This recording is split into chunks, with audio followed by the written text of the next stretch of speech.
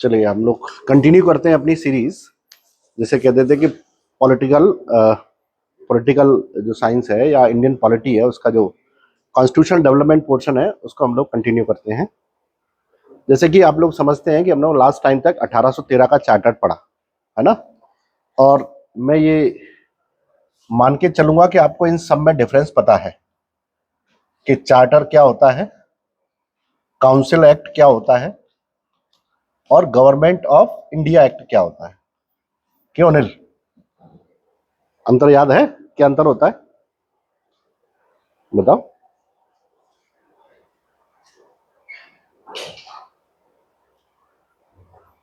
Charter होता है जो अंग्रेजों के लिए बनाया हो। नहीं पता तुमको, बता। चार्टर तो कंपनियों को व्यापार करने के लिए उनकी जीत के लिए जब हाँ, जैसे कंपनियां भेजी गई थी काम करने के लिए, कौन सी कंपनी थी? East India company. East India company जब यहाँ पर काम करने के लिए आई थी, जैसे मैं तुमको कहीं काम करने के लिए भेजूंगा, मेरी सरकार है तो मैं तुमको एक लिख करके दूंगा ना कि कितने समय तक तुम्हारी कंपनी काम करेगी वहां पर। तो कंपनी का जो लाइसेंस है वो लाइसेंस और उसका कह सकते हैं वर्क वीजा कह लीजिए एक तरह का, कि कंपनी यहाँ पर कितने समय तक काम करेगी उसको वर्क वीजा या वर्क परमिट मान लीजिए, वो कंपनी के लिए जारी किया जाता था, उसे हम लोग चार्टर्ड एक्ट कहते थे। ठीक है, और उस कंपनी के चार्टर्ड के साथ साथ धीरे धीरे करके वहां पर जो गवर्नर जनरल है, उस गवर्नर जनरल ने अपनी एक काउंसिल भी बना रखी थी जिसमें गवर्नर जनरल बैठता था और 4 लोग बैठते थे, फिर बाद में वो 3 हो गए 4 में से। तो जो 3 लोग वो और एक गवर्नर जनरल, उन चारों को मैं इकट्ठा कर दूंगा 5 को, तो वो हो जाएगी गवर्नर जनरल की काउंसिल, और उसे इंडियन काउंसिल कहते थे। और इसीलिए उस काउंसिल में कोई बदलाव करना है तो मैं इंडियन काउंसिल एक्ट जारी करूंगा। जब कंपनी का लाइसेंस रिन्यू करना है तो फिर मैं चार्टर्ड एक्ट जारी करूंगा। और जब मुझे भारत में जो कंपनी की सरकार थी उसको एक समय ऐसा आया कि उसे भारत की सरकार कहने लगे, उसे भारत की सरकार कहा जाने लगा, तो जब उस भारत की सरकार में जो परिवर्तन होते थे उसे मैं गवर्नमेंट ऑफ इंडिया एक्ट कहूंगा। बहुत सिंपल है, बहुत अलग अलग नहीं है। और ये मैंने डे 1 पे बताया था कि किसी भी एक्ट को उसमें शामिल उद्देश्यों के आधार पर क्या कहा जाता है। अगर कल भारत सरकार कोई कानून पारित कर दे, जैसे आपने देखा कि दिल्ली में कोचिंग में एक बहुत बुरा हादसा हुआ है ना, हम सब को उसके लिए बड़ा खेद है, लेकिन कल को सरकार एक एक्ट पास कर दे कि कोचिंग, कोई भी कोचिंग संस्थान बेसमेंट में नहीं लगाया जाएगा, यानी बेसमेंट यानी कि तलघर में नहीं लगाया जाएगा, एक एक्ट पास कर दे, तो इस एक्ट का उद्देश्य क्या है? किसको रेगुलेट करना है? कंपनियों को। तो उसको नाम क्या रख सकते हैं अपन? कोचिंग संस्थान स्थान अधिनियम। कोचिंगों का स्थान कहां कहां पर रखा जा सकता है, या फिर बेसमेंट कोचिंग प्रोविजन एक्ट, यानी तल घर में बेसमेंट में कोचिंग नहीं लगाई जा सकती है। तो एक्ट में जैसा उद्देश्य होता है वही उसका नाम हो जाता है। बहुत कठिन काम नहीं है, बस शब्द पता होना चाहिए कि काउंसिल का मतलब क्या है, गवर्नमेंट ऑफ इंडिया का मतलब क्या है। तो अभी गवर्नमेंट ऑफ इंडिया का मतलब वही चल रहा है जो ब्रिटिश सरकार चला रही है। ठीक, अब 1813 में जो एक्ट आया था उसको थोड़ा सा समझेंगे तो फिर आपको आगे की चीजें समझ में आएंगी। 1813 में जो एक्ट आया था उसमें एक बड़ा काम यह किया गया था कि जो गवर्नर जनरल है, उस गवर्नर जनरल को बहुत सारी पावर दे दी गई थी, और यह भी कहा गया था कि ये गवर्नर जनरल है, इसके नीचे 2 गवर्नर होंगे, एक बंगाल का, सॉरी एक बॉम्बे का और एक मद्रास का, और ये दोनों ही गवर्नर चाहेंगे तो अपने यहां पर क्या बना सकेंगे? कानून, लॉ, यानी विधि बना सकेंगे। लेकिन उस विधि को फाइनली अप्रूव कौन करेगा? Governor general. ये विधि बना सकेंगे, गवर्नर जनरल उसे अप्रूव कर देगा कि ये विधि आप अपने बॉम्बे में चलाइए और आप मद्रास में चलाइए, लेकिन वो विधि का फाइनल जो आदेश है वो गवर्नर जनरल जारी करेगा, जो कि कलकत्ता में बैठता था। ठीक है, और उसको हम लोग गवर्नर जनरल कहते थे। 1833 में जब आपको ये पता था कि ये वाला एक्ट आया था, वो कितने साल के लिए आया था? 20 साल के लिए। तो 1813 1813 के बाद से 20 साल कब जाकर के पूरे होंगे? 1833 में। तो 1833 में कंपनी के पास ये जिम्मेदारी आई कि हम कैसे भी करके अपना इस चार्टर्ड का समय बढ़ाएं और इस 1833 के अधिनियम का उद्देश्य यह था कि कंपनी का लाइसेंस आगे के लिए और बढ़ा दिया जाए। तो कंपनी का लाइसेंस आगे बढ़ाने के लिए आया है, तो मैं 1833 को क्या कहूंगा? चार्टर्ड अधिनियम, चार्टर्ड ही कहूंगा, सिंपल सी बात है। क्योंकि ये तो इसमें पहली लाइन क्या लिखी थी? इसमें पहली लाइन ये लिखी थी कि इसमें भी अगले 20 साल के लिए पावर कंपनी की बढ़ा दी गई। तो यहां भी जो किया गया था वो यहां भी किया गया पहला था कि 1813 में कहा गया कि कंपनी अगले 20 साल तक व्यापार करती रहेगी, और यहां भी 20 साल के लिए व्यापार कर दिया गया। लेकिन यहां एक परिवर्तन किया गया था, यहां यह परिवर्तन किया गया था कि कंपनी की मोनोपोली खत्म कर दी गई थी, व्यापारिक एकाधिकार। और उसकी कहानी मैंने सुनाई थी कि क्यों खत्म कर दी थी, कहानी अच्छे से सुनाई थी, लेकिन दो चीजें बच गई थी। एक बच गई थी चाय, और एक बच गया था चीन। यानी चाय के साथ व्यापार और चीन के साथ, चाय का व्यापार और चीन के साथ व्यापार ईस्ट इंडिया कंपनी करती रहेगी। ठीक, ये कंपनी के पास हित में रह गया। जब 1833 का एक्ट आया, तो 1833 के एक्ट से पहले भारत में बहुत सारे समाज सुधार के आंदोलन शुरू हो चुके थे। अगर आप याद कर पा रहे हैं मॉडर्न हिस्ट्री का वो पीरियड, कि उसी समय राजा राम मोहन राय ने समाज सुधार का काम प्रारंभ कर दिया है ना। 1815 से ही उन्होंने ये काम शुरू कर दिया, और 1828 में आकर के उन्होंने ब्रह्म समाज बनाया था, ये भी याद है आपको। और ब्रह्म समाज का मतलब था कि भारतीयों को जागृत करना है, उनको उनके अधिकारों से जागृत करना है। अंग्रेजी पढ़ के, फारसी पढ़ के, जो भी विदेशी भाषा है उसको पढ़ के भारतीयों को जागृत करना है। तो 1833 तक आते आते माहौल थोड़ा बिगड़ गया था, और उस माहौल के बिगड़ने में ब्रिटिश सरकार के लिए बिगड़ा था, हमारे लिए नहीं बिगड़ा था। ब्रिटिश सरकार की भी भूमिका है कि अगर आप कहेंगे तो 1813 में उन्होंने ये कहा था कि भारतीयों की शिक्षा के लिए 1 लाख रुपया खर्च करेंगे। कहा गया था कि भारतीयों को शिक्षा दिलाने के लिए हर साल 1 लाख रुपया खर्च करेंगे, जो 1813 में कहा गया। तो 1813 से 1 लाख रुपए शिक्षा के लिए खर्च तो कर रहे थे वो, और वो धीरे धीरे क्या उन्होंने कर दिया कि भारतीयों को ये कराना शुरू कर दिया, अंग्रेजी शिक्षा की ओर दौड़ाना शुरू कर दिया। तो भारत में कुछ लोग जो सुधारवादी थे, उन्होंने कहा कि अंग्रेजी शिक्षा हम लोग सीख लेंगे, नो डाउट, लेकिन उसका यूज अपने हिसाब से करेंगे। ये बात तो सही है ना। तो वो भारतीयों को इसलिए सिखाना चाह रहे थे अंग्रेजी शिक्षा, ताकि अंग्रेजों ने अभी अभी भारत के बहुत सारे क्षेत्रों पर कब्जा करना शुरू किया है। 1798 में जब वेलेजली आया तो उसने बहुत सारे राज्यों के साथ संधि करके अपने हिस्से को बढ़ा लिया। उस हिस्से पर काम करने के लिए भारत की ओर से उनको क्लर्क चाहिए, क्योंकि इतने सारे लोग इंग्लैंड से तो आएंगे नहीं, है ना, इतने सारे लोग इंग्लैंड से तो आएंगे नहीं। और इसीलिए उन्होंने ये कहा कि जब यहां पर ये आएंगे इतने सारे लोग, तो पढ़े लिखे भी होना चाहिए, और वहां पर पढ़े लिखे का मतलब था कि उनको अंग्रेजी आनी चाहिए। इसलिए अंग्रेजी की शिक्षा भारतीयों को देना शुरू कर दी, और भारतीय उस शिक्षा को ले तो रहे थे, लेकिन यूज अपने हिसाब से कर रहे थे। जब उन्होंने अंग्रेजी पढ़ना सीख ली, तो उन्होंने वो किताबें भी पढ़ ली जो अंग्रेजी में थी, लेकिन क्रांति से जुड़ी हुई थी। तो भारतीयों की भावना एकदम से प्रबल हो गई, नेशनलिज्म की भावना आ गई भारत में। ये सब अंग्रेजों के कारण से हुआ 1813 में। और 1813 में उनकी जो शिक्षा थी, उसके साथ साथ आपको याद होगा कि 1813 में उन्होंने ये कहा था कि जो भी ईसाई मिशनरियां हैं इंग्लैंड की, वे भारत में ईसाई धर्म का प्रचार कर सकती। ईसाई धर्म का प्रचार यहां पर जोर शोर से शुरू हो गया, लोगों को ईसाई बनाया जाने लगा। आप देखेंगे कि दक्षिण भारत के बहुत सारे क्षेत्र हैं, बंबई के बहुत सारे क्षेत्र हैं। आज अगर आप बात करेंगे भारत में ईसाई बहुत ज्यादा कहां है, तो कलकत्ता में, बंबई में और मद्रास में मिलेंगे। तो कलकत्ता, बंबई और मद्रास में ईसाइयों की संख्या ज्यादा होने का कारण क्या है? क्योंकि वहां पर अंग्रेजों की प्रेसिडेंसी थी, और अंग्रेजों की प्रेसिडेंसी थी तो वहां उनका शासन था, और जहां उनका शासन था वहां वो लोगों को आसानी से कन्वर्ट कर लेते थे। उनसे कहते थे कि, और उनका टारगेट होते थे हमेशा ही छोटी जाति के लोग। उनको लगता था कि जो छोटी जाति के लोग हैं, इनको हिंदू धर्म उतनी सम्मान नहीं देता है जितना कि बाकी धर्मों को देता, बाकी जातियों को देता है। तो छोटी जाति के लोगों को यह लगता था कि अगर हिंदू धर्म हमको सम्मान नहीं दे रहा है, वो सम्मान हमको ईसाई धर्म दे रहा है। तो वो ईसाई धर्म की ओर मुड़ने लगे, ईसाई धर्म की ओर मुड़ने लगे, और ईसाई धर्म के मुड़ने से भारत के कट्टरपंथी नाराज हो गए।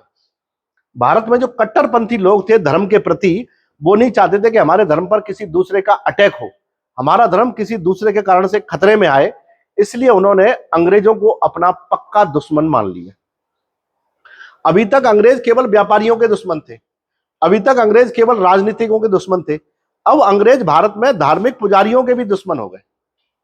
धार्मिक पुजारियों के भी दुश्मन हो गए। क्यों? क्योंकि उन्होंने धर्म को अपने हिसाब से मोड़ना तोड़ना शुरू कर दिया। इतनी सारी घटनाओं के कारण ही भारत में अव्यवस्था फैली, और उस अव्यवस्था के कारण से भारत में बहुत सारे समाज सुधारकों ने इस बीड़ा उठाया कि भारतीय लोगों को सही राह दिखाई जाए।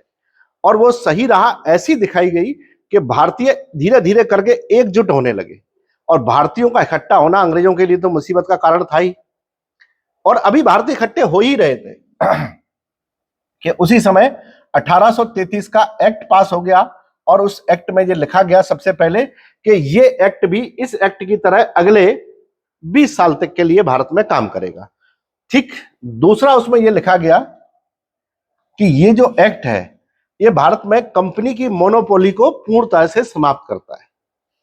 इसका मतलब यह था कि जो बच गया था चाय का व्यापार और चीन के साथ व्यापार, ये दोनों भी समाप्त कर दिए गए, ये दोनों भी समाप्त हो गए। तीसरा इसमें जो लिखा गया कि 1798 से धीरे धीरे करके उन्होंने भारत का हिस्सा हड़पना शुरू किया। भारत के बहुत सारे राजा महाराजाओं के साथ संधि करके एरिया को इकट्ठा करना शुरू किया, और वो धीरे धीरे करके इतना ज्यादा हो गया कि अब उनको यह लगने लगा कि वास्तव में जितना भारत इंडिया के पास नहीं बचा है, जितना भारत कंपनी के पास या ब्रिटिश गवर्नमेंट के पास आ गया है। इसलिए उन्होंने ये कहा कि जो गवर्नर जनरल यहां होता था अब उसको गवर्नर जनरल ऑफ इंडिया कहा जाएगा। अब उस पोस्ट का नाम उन्होंने कर दिया भारत का गवर्नर जनरल। अभी तक इस पोस्ट का नाम क्या था? हाँ, बंगाल का गवर्नर जनरल था, अब ये बदल के भारत का गवर्नर जनरल हो गया है। और जब ये कानून आया उस समय जो गवर्नर जनरल का काम कर रहा था वो कौन था? Lord William Bentinck. Lord William Bentinck काम कर रहा था। तो भारत का गवर्नर जनरल, पहला भारत का गवर्नर जनरल कौन बना? पहला भारत का गवर्नर जनरल कौन बना? कभी कभी प्रश्न ये आता है कि पहला भारतीय गवर्नर जनरल कौन बना, तो ये बात नहीं है, भारतीय नहीं है, ये इंडियन नहीं है, ये भारत का गवर्नर जनरल है जो विलियम बेंटिंग बना। और आपको याद होगा कि विलियम बेंटिंग जब आया तो उसने भारत में कितने सुधार किए थे, याद है ना? मैंने पढ़ाया था कि कितने सुधार किए थे, और उन सुधार के पीछे की कहानी यही थी कि वो चाह रहा था कि भारत के लोगों का विश्वास जीत लिया जाए, भारत के लोगों का विश्वास जीत लिया जाए। और ये विश्वास जीत करके मैं शायद ब्रिटिश सरकार और भारतीय दोनों के बीच में एक ऐसा तालमेल बना पाऊंगा ताकि भारतीय लोग ब्रिटिश सरकार के खिलाफ ना जाए। भारत के लोग ब्रिटिश सरकार के खिलाफ काम कर रहे थे बहुत ज्यादा। ऐसा करने के लिए उसने भारत में बहुत सारे सुधार किए। उन सुधारों में एक तो यही है कि उसने सती प्रथा को समाप्त कर दिया, क्योंकि राजा राम मोहन राय ने कहा था। उसने दास प्रथा को समाप्त कर दिया, क्योंकि भारत के समाज सुधारक कह रहे थे। लेकिन दास प्रथा औपचारिक रूप से 1843 में समाप्त हुई। इसने घोषणा जरूर की थी बंगाल के क्षेत्रों में दास प्रथा नहीं होगी, लेकिन दास प्रथा के बारे में पूरे भारत का कानून बनने में धीरे धीरे करके समय लगा, और 1843 में बन पाया वो। ठीक, तो विलियम बेंटिंग ने बहुत सारे सुधार किए और इससे भारतीयों और अंग्रेजों के बीच में एक टाई अप करने की कोशिश की। चूंकि ये बहुत पावरफुल हो गया था, गवर्नर जनरल ऑफ इंडिया हो गया था, तो इसके बारे में यह कहा जाने लगा कि अब इसकी शक्तियां बढ़ गई हैं, और इसकी शक्तियां व्यापारिक के स्थान पर नागरिक शक्तियां भी मिल गई हैं इसको, और सैनिक शक्तियां भी मिल गई हैं। इसके बाद सिविल राइट्स भी है और डिफेंस राइट्स भी है। यानी गवर्नर जनरल में ज्यादा से ज्यादा पावर भरी जाने लगी, यानी गवर्नर जनरल को ज्यादा पावरफुल बनाए जाने की कोशिश की जा रही है। इस व्यवस्था को कहते थे कि इसने भारत में केंद्रीकृत व्यवस्था का प्रारंभ किया। इसने भारत में सेंट्रलाइज गवर्नमेंट को स्थापित किया। केंद्रीय व्यवस्था यानी केंद्रीकृत व्यवस्था को स्थापना की। केंद्रीकृत व्यवस्था उसे कहते हैं जब शक्ति का केंद्र एक ही होता है। जब शक्ति के केंद्र एक से ज्यादा होंगे तो उसको केंद्रीकृत नहीं कहते हैं। जैसे आज भारत में कानून कहां कहां बन सकते हैं? दिल्ली में बनते हैं कानून पूरे देश के लिए। मध्य प्रदेश की विधानसभा में कानून बनते हैं किसके लिए? मध्य प्रदेश के लिए। ठीक है, पंचायतों में बहुत सारे कानून बनते हैं पंचायत क्षेत्र के लिए। तो भारत में एक जगह कानून बनते हैं कि एक से ज्यादा जगह कानून बनते हैं? तो क्या भारत केंद्रीकृत व्यवस्था में है? नहीं है। हमारे यहाँ शक्ति के एक से ज्यादा केंद्र हैं। हाँ, अंतर केवल इतना है कि केंद्र की सरकार को अन्य सरकारों की तुलना में थोड़ी ज्यादा शक्तियां प्राप्त, केंद्र की सरकार को अन्य सरकारों की तुलना में थोड़ी ज्यादा शक्तियां प्राप्त हैं, क्योंकि केंद्र चाहे तो राज्यों के लिए भी कानून बना सकती है, केंद्र चाहे तो पंचायती व्यवस्था को बदल सकती है। तो केंद्र के पास थोड़ी ज्यादा शक्तियां, इसलिए हम लोग कह देते हैं कि केंद्र के पास भारत में ज्यादा हिस्सा है सरकार का। और इसीलिए हमारे यहां पर जब ये कहा गया केसी बियर के द्वारा कि भारत का संविधान क्वासी फेडरल है, तो ये लाइन ठीक ठीक लागू नहीं हुई। इंग्लिश में तो ठीक से लागू हुई, लेकिन इसका हिंदी अनुवाद जब किया कि ये अर्ध संघ है, तो वो ठीक से लागू नहीं हो पाया, है ना, उसको ठीक से व्याख्या नहीं कर पाया वो उसकी। अब केंद्रीय व्यवस्था कर दी गई, और यहां आपको मैंने ये बताया कि गवर्नर जनरल के अलावा उसके जो बंगाल, बॉम्बे और उसके गवर्नर थे, कहां कहां के, एक बॉम्बे का और एक मद्रास का, ये भी तो कानून बनाते थे, ये भी कानून बनाते थे। और यहां भी कानून अगर ये दोनों ही बनाते रहेंगे तो क्या वास्तव में हम केंद्रीकृत व्यवस्था बन पाएंगे? नहीं बन पाएंगे ना। तो यहां पर एक डिसीजन लिया गया कि बॉम्बे और मद्रास की कानून बनाने की शक्ति समाप्त कर दी गई। अब ये कानून नहीं बनाएंगे, कानून बनाने की शक्ति केवल एक में रह गई, भारत के गवर्नर जनरल। समझ पाए? भारत के गवर्नर जनरल में ही कानून बनाने की शक्ति रह गई थी। और ये कानून बनाने की शक्ति इतनी ज्यादा थी कि इसका कानून उन सारे क्षेत्रों पर लागू होता था जो भारत के गवर्नर जनरल के लोग, भारत के लोग कहलाते थे। ठीक है। इसमें एक सिस्टम और लाया गया कि अभी तक ये कहा गया था कि भारत में कोई भी अंग्रेज है, कोई कंपनी यहां पर आना चाहती है तो लाइसेंस लेके आ सकती है। अगर कोई भारतीय अंग्रेज यहां पर आके रहना चाहता है, या कोई कंपनी इंग्लैंड की आकर के यहां व्यापार करना चाहती है, तो उसको लाइसेंस लगेगा, यहां करके रह सकते हो। इसने ये लाइसेंसिंग सिस्टम की शुरुआत कर दी। तो लाइसेंसिंग सिस्टम को इसी के द्वारा शुरू किया गया। और ये लाइसेंस किसको लेना पड़ता था? जो व्यक्ति भारत में अंग्रेज आना चाहता है या फिर भारत के साथ व्यापार करना चाहता है, उसको लाइसेंस लेके आना पड़ेगा। ये कब कर दिया गया? 1833 के एक्ट में। सत्ता का केंद्रीकरण कर दिया।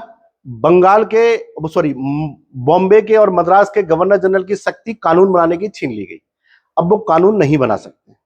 ठीक, कानून बनाने की शक्ति केवल एक के पास है। किसके पास? भारत के गवर्नर जनरल के पास। उसको ये कहा गया, आपको पता है गवर्नर जनरल की परिषद होती थी, अपन पढ़े हैं। उस परिषद में कितने लोग हैं? एक तो गवर्नर जनरल बैठा हुआ है, ठीक, और गवर्नर जनरल के नीचे एक सदस्य, दो सदस्य और तीन सदस्य बैठते थे, है ना। और उसमें फैसला गवर्नर जनरल की उससे होता था, क्योंकि इसको वीटो की पावर मिली हुई थी। अब इसमें एक चौथा सदस्य और जोड़ा गया, एक चौथा सदस्य और जोड़ा गया गवर्नर जनरल की काउंसिल में। इस चौथे सदस्य को यह कहा गया कि यह विधि सदस्य होगा। विधि सदस्य मतलब है कि ये विधि मतलब कानून, कानून बनाने संबंधी सलाह देगा इसको, है ना। लेकिन इसको वोट डालने की परमिशन नहीं दी गई। जब ये चारों बैठते थे, पांचों, तो वोटिंग होती थी कि क्या कानून बना क्या नहीं, तो ये बेचारा वोटिंग नहीं कर पाता था, इसको वोटिंग की पावर नहीं दी गई। और आप थोड़ा सा भी भारत का संविधान पढ़े हैं तो भारत के संविधान का एक अनुच्छेद है 76, याद है क्या कहता है वो? भारत में एक महान्यायवादी होगा, है ना, अटॉर्नी जनरल होगा, जिसको हिंदी में महान्यायवादी कहेंगे।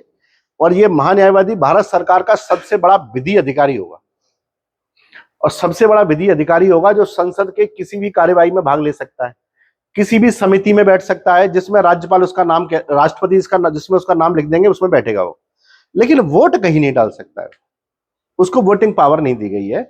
और वो राष्ट्रपति की इच्छा अनुसार अपने पद पर बना रहता है।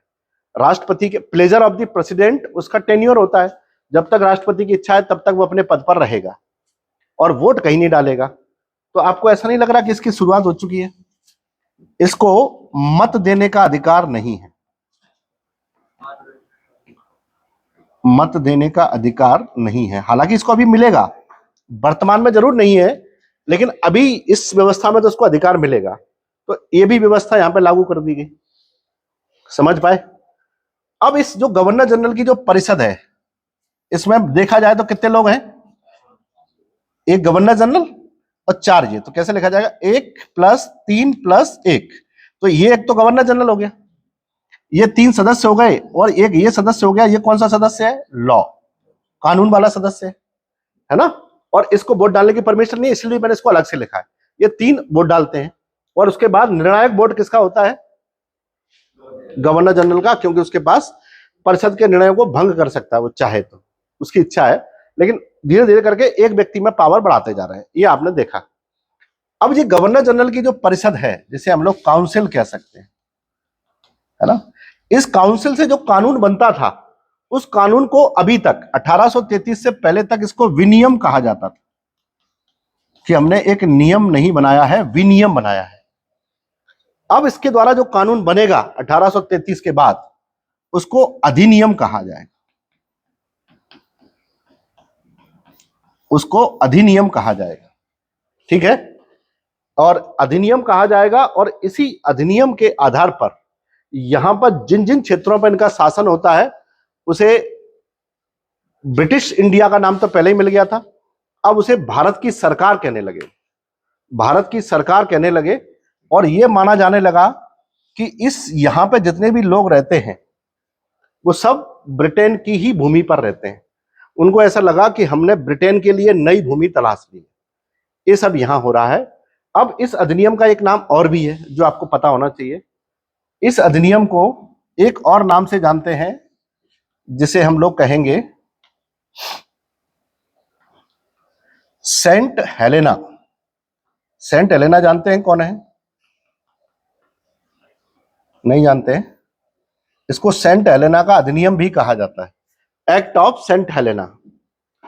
आप अटलांटिक महासागर में देखेंगे तो अटलांटिक महासागर में एक छोटा सा आइलैंड है ना, अटलांटिक महासागर में एक आइलैंड है, अटलांटिक में है, पैसिफिक में है, एक आइलैंड है। वो आइलैंड पर इंग्लैंड का कब्जा था पहले। हाँ, हवाई अलग है ना, हाँ हवाई के पास ही है, पैसिफिक में होगा फिर ना। तो वो जो आइलैंड है सेंट हेलेना, उस आइलैंड की विशेषता ये थी कि जब ये काम हो रहा है उससे कुछ समय पहले चलेंगे, मैंने आपको बताया भी था कि एक व्यक्ति था जिसका नाम था नेपोलियन, जिसने फ्रांस में सत्ता स्थापित कर ली थी, और फ्रांस में ही सत्ता उसने 1799 से लेकर के 1814 तक चलाई थी। उसके बाद वाटरलू के युद्ध में उसकी हार हो गई, और हार के बाद इंग्लैंड की सरकार ने उसको सेंट हेलेना आइलैंड पर कैद करके रख दिया। यही उसी आइलैंड पर उसकी डेथ हो गई थी 1821 में। 1821 में उसकी डेथ हो गई थी, और उस बॉडी के सारे ऑर्गन, कुछ ऑर्गन अलग अलग काट के रख दिए थे, उसकी बॉडी के कुछ ऑर्गन अलग अलग काट के रख दिए थे, उसका बॉडी के पार्ट है वो अलग अलग काट के रख दिए थे, वही रखा। लेकिन उसका बरियल नहीं किया गया है, उसका अंतिम संस्कार या उसकी समाधि नहीं बनाई गई थी, क्योंकि इंग्लैंड के लोग तो उससे नफरत ही करते थे, नेपोलियन से, तो वो तो ऐसा करेंगे नहीं। हालांकि संभाल के भी रखा है उन्होंने फ्रांस को इसको सौंपा है 1840 में, 40 के बाद 43 के आसपास उसको फ्रांस को सौंपा है, और तब जाकर के फ्रांस ने उसका बरियल किया है और उसकी समाधि बनाई है ना। तो नेपोलियन फ्रांस के लिए तो योद्धा था, फ्रांस के लिए तो वो फ्रांस का एक सबसे राष्ट्र पुरुष था, ये कह सकते हैं। तो फ्रांस के लोगों को ये बाद में सौंपा गया है। उस आइलैंड पर ही इंग्लैंड का ही कब्जा था, ये मैंने आपको अभी बता दिया है। तो उस आइलैंड पर जो भी शासन चलता था, वो शासन भी ब्रिटेन की सरकारी बनाती थी। उस आइलैंड पर ही ईस्ट इंडिया कंपनी ही काम करती थी, उसके ही अधिकारी काम करते थे कंपनी के अधिकारी काम करते थे। इसीलिए उस आइलैंड पर भी यह अधिनियम लागू कर दिया गया। यह कहा गया कि ये जो 1833 का अधिनियम है, ये भारत के अलावा सेंट हेलेना आइलैंड पर भी लागू होता है, इसलिए इसको सेंट हेलेना अधिनियम के नाम से भी जाना जाता है। समझ गए। तो इस अधिनियम में कौन कौन से प्रावधान किए गए, क्यों किए गए, ये हमने जानने की कोशिश की। क्लियर है? कोई डाउट है तो पूछिए कि उन्होंने इस अधिनियम से क्या किया। सबसे पहला, अधिनियम 20 साल के लिए लेके आए।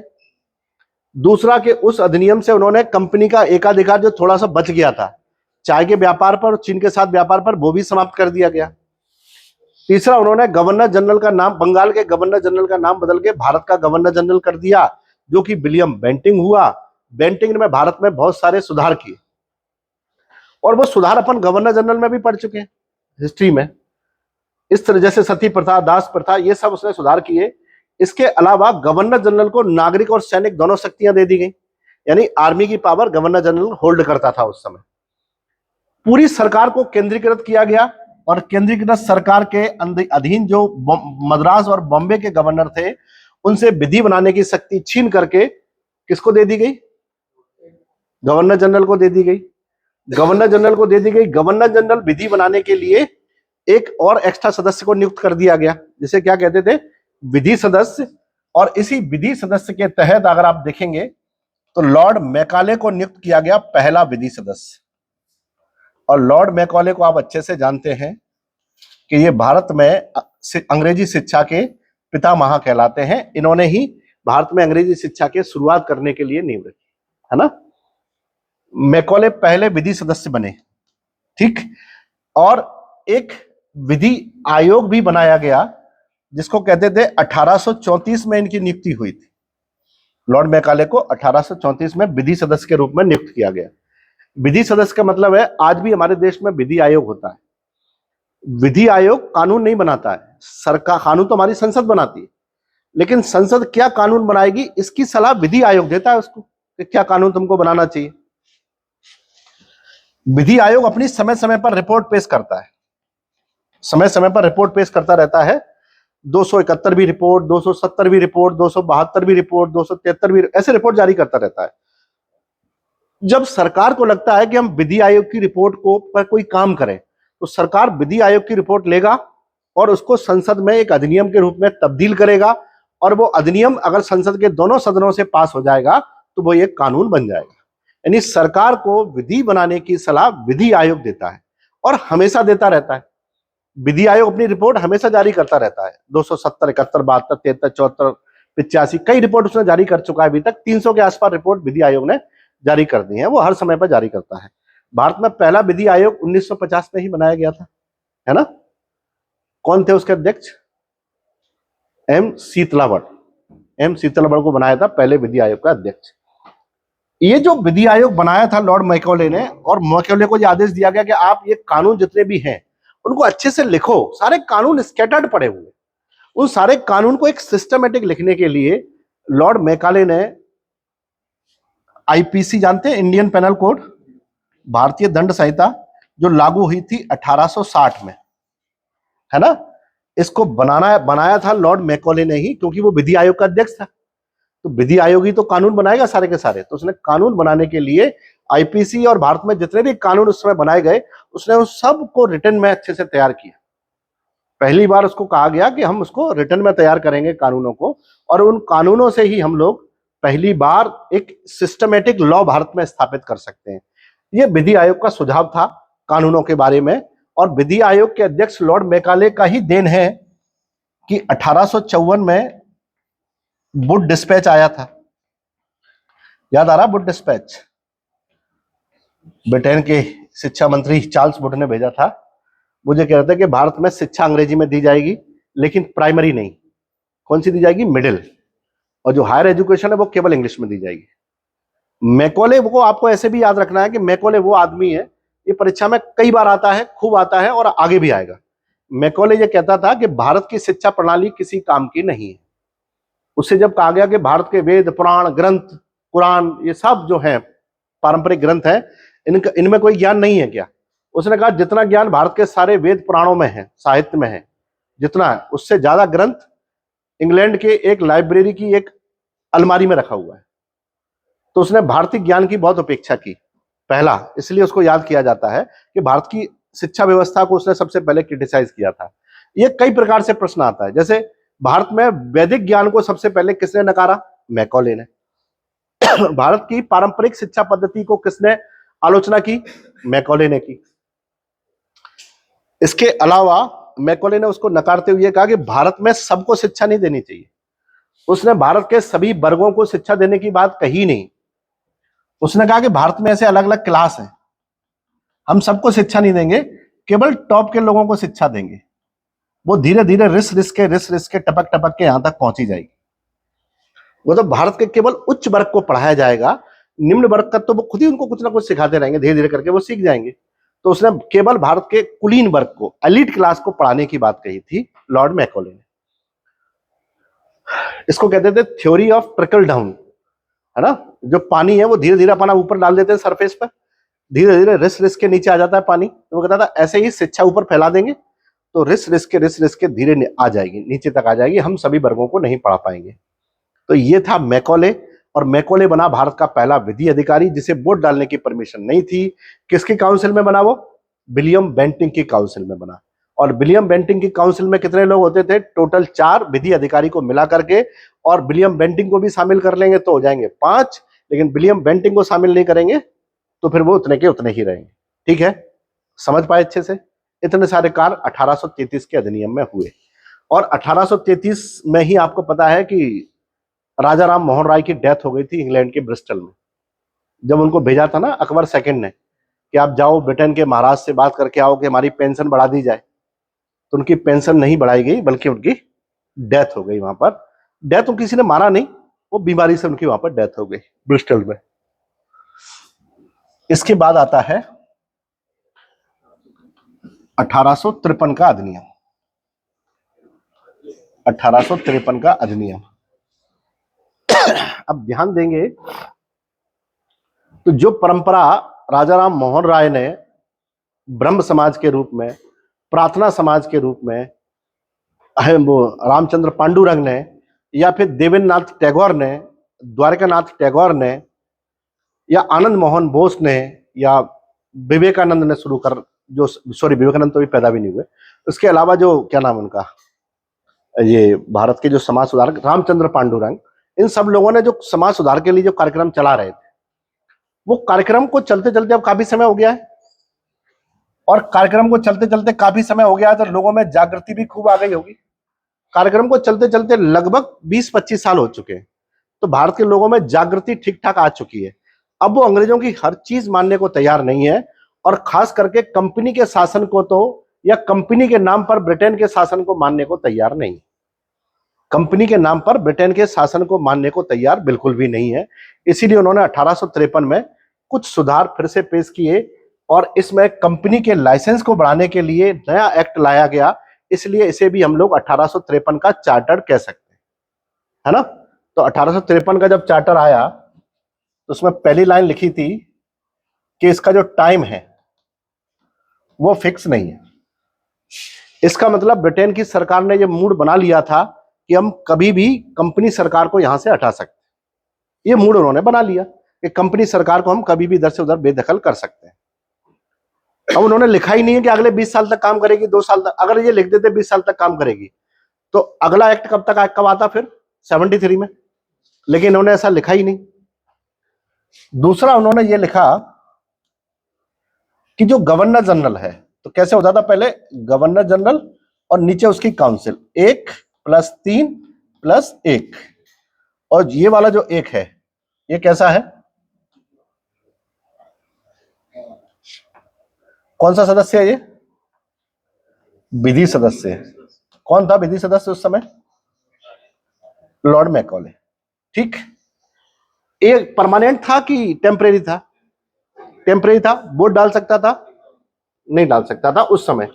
लेकिन अब इन्होंने इसका कलर चेंज कर दिया और ये बोला कि अब ये वोट डाल सकता है।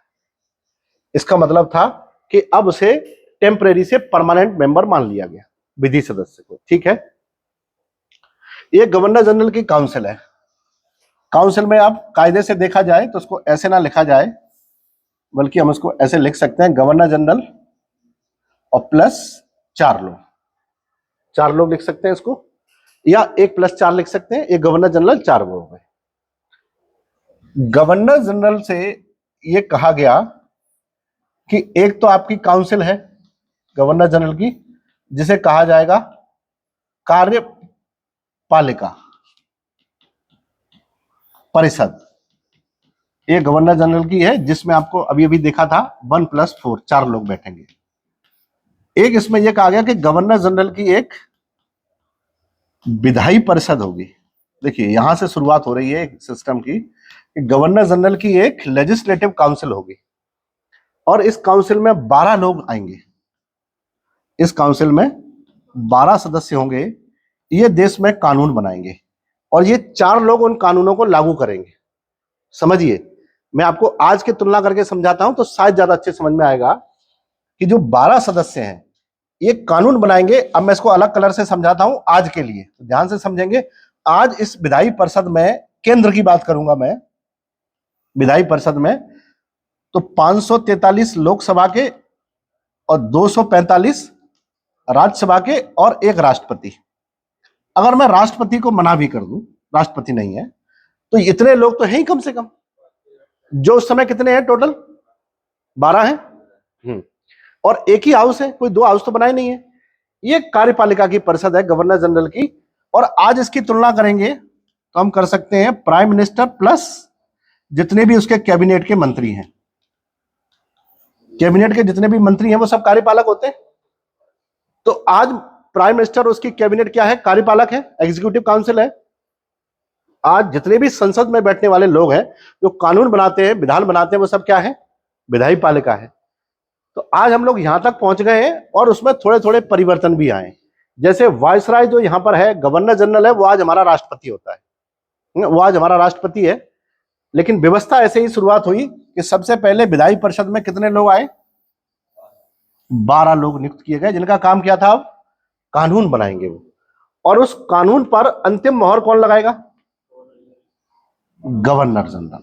अंतिम मोहर लगाएगा गवर्नर जनरल, यानी कि आज जैसे राष्ट्रपति लगाता है ऐसी शक्तियां उसको दे दी गई। और जब वो कानून बन जाएगा तो उस कानून को लागू करने के लिए जो अधिकारी होंगे वो कौन होंगे? गवर्नर जनरल की परिषद के लोग होंगे। उनको हम लोग कह सकते हैं कि वो मंत्री का काम करेंगे उस समय। ये उसमें प्रावधान कर दिया गया 1853 में। 1853 में ये एक्ट कर दिया गया। दूसरा उसमें ये लिखा गया कि भारत में अब लाइसेंसिंग सिस्टम को समाप्त कर दिया गया। लाइसेंसिंग सिस्टम याद आ रहा है? जो खत्म कर दिया गया कि भारत में किसी को व्यापार करने के लिए या रहने के लिए लाइसेंस लेना पड़ता था। ये 1833 में था। 1853 में आते आते इस सिस्टम को उन्होंने समाप्त कर दिया कि भारत में रहने के लिए किसी प्रकार के कोई भी लाइसेंस की आवश्यकता आपको नहीं है।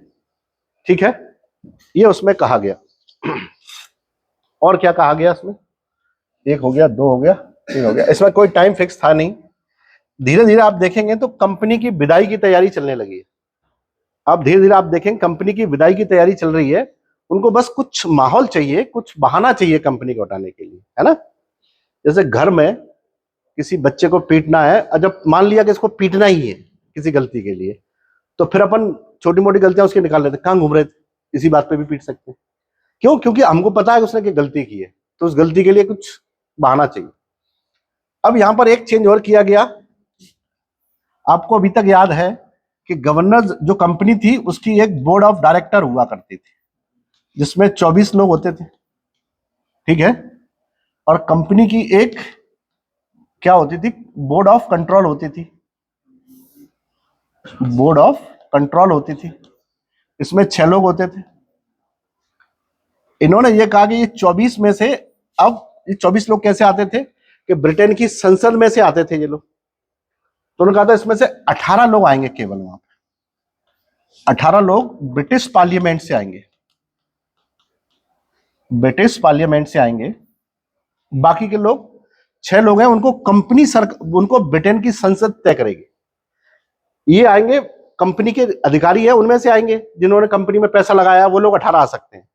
बाकी के इन 24 में से 6 लोग हैं, वो कौन आएंगे? जो ब्रिटेन की संसद तय करेगी वो आएंगे, यानी वहां के मंत्री लेवल के लोग आएंगे। धीरे धीरे आप देखेंगे कि कंपनी के ऊपर ब्रिटेन का शिकंजा कसता जा रहा है। और ये कब से शुरू किया था उन्होंने? रेगुलेटिंग एक्ट से। जब कंपनी ने लोन अप्लाई किया था, जब उसको घाटा हुआ था, तो उसने लोन के बदले अपना अधिकार मांगा था कंपनी पर।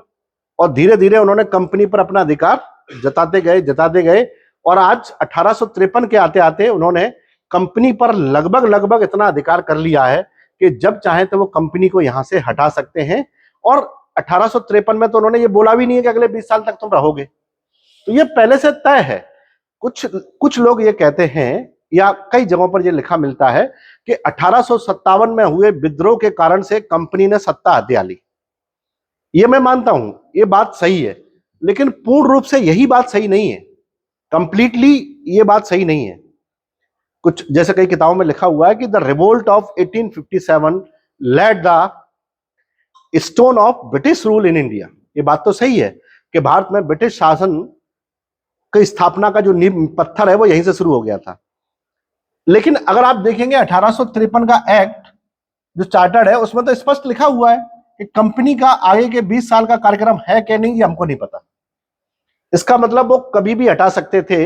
ये ठीक वैसा ही है कि भारतीय लोग क्रांति तो करना चाहते थे, लेकिन कोई घटना नहीं घट रही थी, और वो घटना घट गई मंगल पांडे के द्वारा चर्बी वाले कारतूसों के रूप में। तो ये था इमीडिएट कॉज।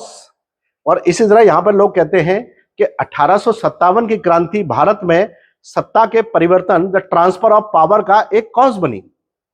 पूरा का पूरा नहीं, एक कॉज थी बस, यानी एक कारण थी, संपूर्ण कारण नहीं थी। So that is why after the revolt of 1857 the power was transferred from company to British government directly. अब 1857 में क्रांति हो जाएगी, 1858 में ब्रिटिश सरकार एक एक्ट पास करेगी, और एक्ट पास करके भारत पर अपना शासन स्थापित करेगी। और चूंकि कंपनी नहीं है यहां पर, तो कंपनी का कोई गवर्नर जनरल भी नहीं होगा।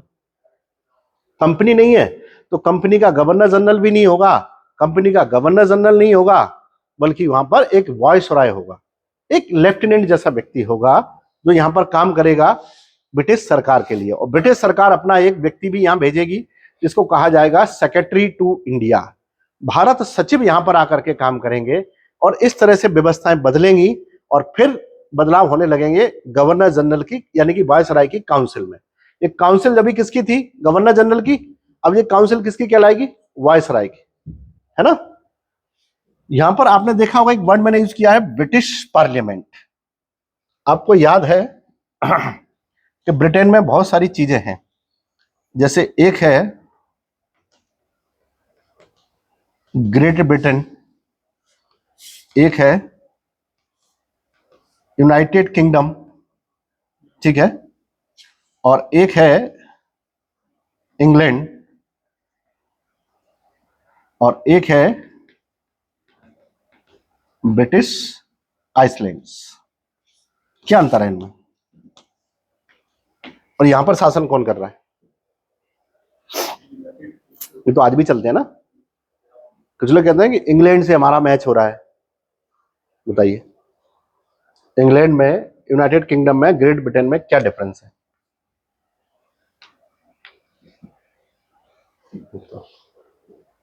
वर्ल्ड ज्योग्राफी पढ़ी होगी तुमने, पढ़ी है ना? बताओ।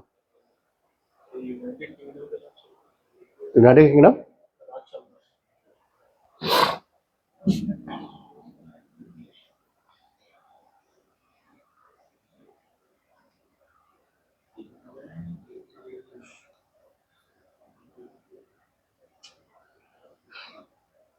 देखो, ये जो बड़ा वाला हिस्सा दिख रहा है इसको कहते हैं इंग्लैंड, इसको कहते हैं वेल्स,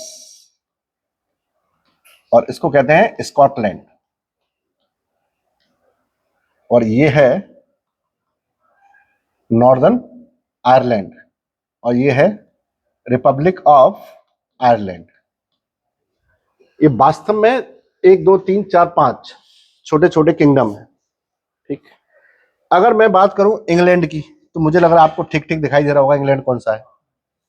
इतना ही इंग्लैंड है, ठीक है, और ये वेल्स है, और ये स्कॉटलैंड है। एक संधि के द्वारा इन सबको इकट्ठा किया गया, एक संधि के द्वारा इनको इकट्ठा किया गया। क्योंकि यहां ब्रिटिशर्स रहते थे, इसलिए संधि को उन्होंने क्या कह दिया कि ये सबको मिला देंगे तो हो जाएगा ग्रेट ब्रिटेन।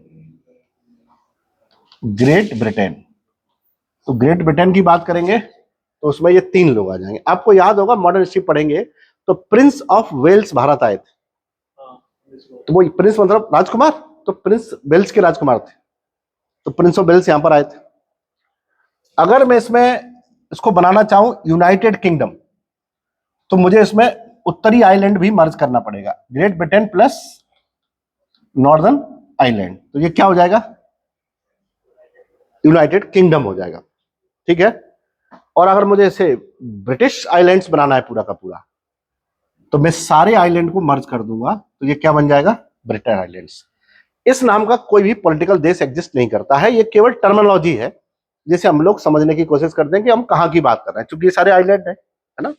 तो अगर मैं पर्टिकुलरली इंग्लैंड की बात करूंगा, तो इंग्लैंड तो ऐसा है जो एमपी से भी छोटा है, अकेला इंग्लैंड है, वो तो एमपी से भी छोटा है, समझ गए, ये एमपी से भी छोटा है। तो इस तरह से भारत पर शासन किसका था, इंग्लैंड का था, ग्रेट ब्रिटेन का था, या यूनाइटेड किंगडम का था। भारत पर शासन पहले इंग्लैंड की महारानी ने किया था, और इंग्लैंड की महारानी के अलावा फिर वहां पर जब वो एक टीटी के द्वारा सब लोग ऐसा कहने लगे कि हम सब एक ही शासन से चलेंगे, जब इंग्लैंड में पार्लियामेंट बनी तो वो सबके लिए बना दी गई, तो इसलिए वो कहते थे कि हम सब ग्रेट ब्रिटेन के हिसाब से ही चलेंगे। तो आज भी कोई देश इंग्लैंड नाम का नहीं मिलता है, इंग्लैंड जरूर लिखते हैं उसको, लेकिन ग्रेट ब्रिटेन अलग है, इंग्लैंड अलग है ना। तो हो सकता है कि इंग्लैंड की क्रिकेट टीम अलग हो, स्कॉटलैंड की क्रिकेट टीम अलग हो सकती, वेल्स की अलग हो सकती है, लेकिन इतना आसान नहीं है, वो सब यूके के हिसाब से ही चलते हैं, है ना। समझ पाए अच्छे से, तो क्या समझ गए।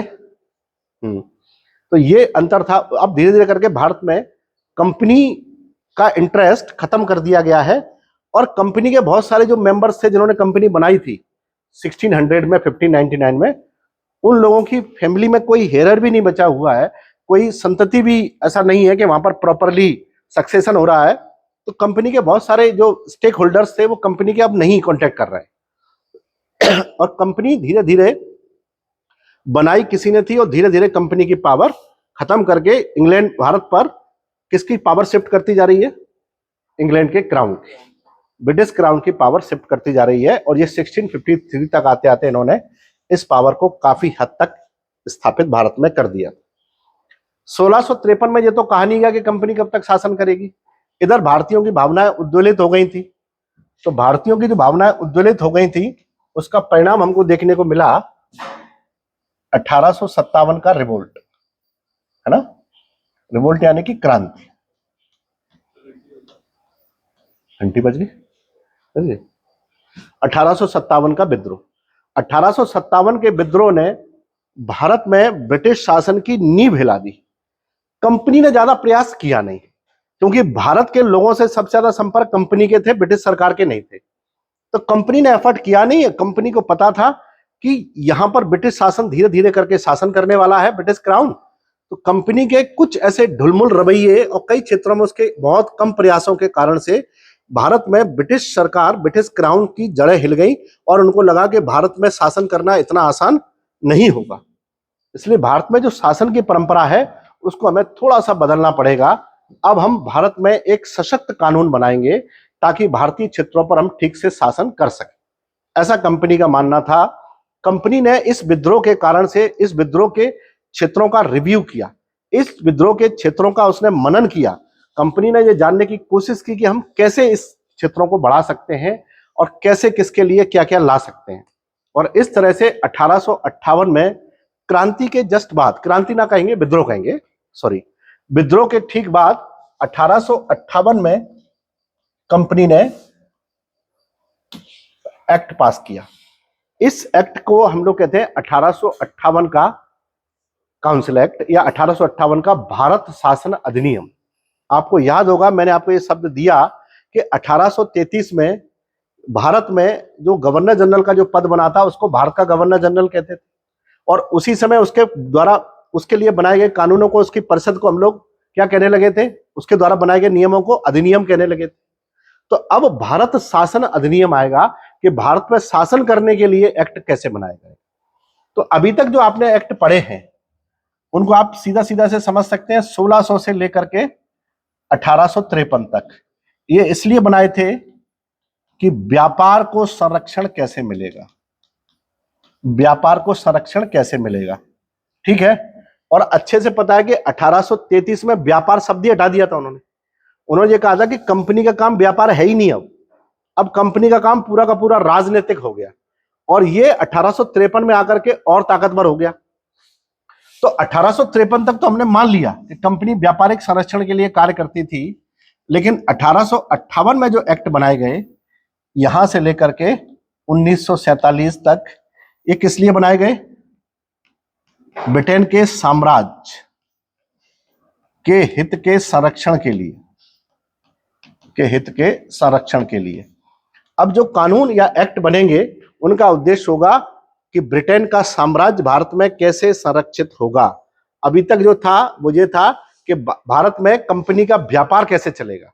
अब चूंकि 1833 के बाद से व्यापार शब्द ही उन्होंने एलिमिनेट कर दिया है, अब कंपनी का काम व्यापार बचा ही नहीं है, और 1858 में उन्होंने ब्रिटिश क्राउन की सत्ता भारत में ऑफिशियली स्थापित कर दी।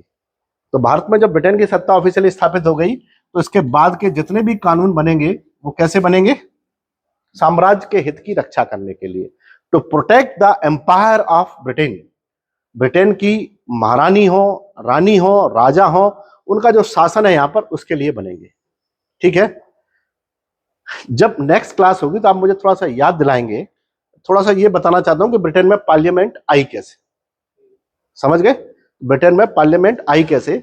जब भी कुछ ऐसा हो तो मेरे को आप थोड़ा सा याद दिलाइएगा, है ना, कि how did parliament came in existence in Britain. Britain में पार्लियामेंट का उदय कैसे कैसे हुआ। ठीक है, तब मिलते हैं अपनी नेक्स्ट क्लास में।